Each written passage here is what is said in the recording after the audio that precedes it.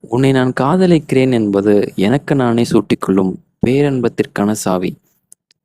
நீங்க உண்மையாலே ஒருத்தங்கள லவ் பண்றீங்க அப்படின்றப்போ, இத நீங்க கண்டிப்பா எக்ஸ்பீரியன்ஸ் பண்ணியிருப்பீங்க. நீங்க அவங்க சிரிச்சா ரொம்ப சந்தோஷப்படுவீங்க. அண்ட் அழுதாலுமே ஈவன் ரொம்ப அழகா ஃபீல் பண்ணுவீங்க.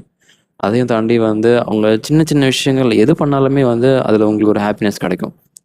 இந்த இடத்துல நீங்க ஆக்சுவலி வந்து அவங்கள வச்சு நீங்க ஹாப்பியா இருக்கீங்க. ஆனா, உண்மையாவே வந்து அவங்க அந்த ஹாப்பினஸ்க்கு காரணமே கிடையாது.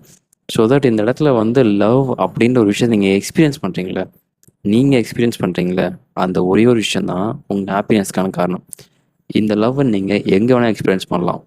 ஈவன் நீங்க ஒரு அமைதியா உட்கார்ந்திருக்கிறப்போ, ஒரு நார்மலா, ஒரு சாஃப்ட்டா, ஒரு நார்மல் ஒரு பிரீத்ல எக்ஸ்பீரியன்ஸ் பண்ணலாம்.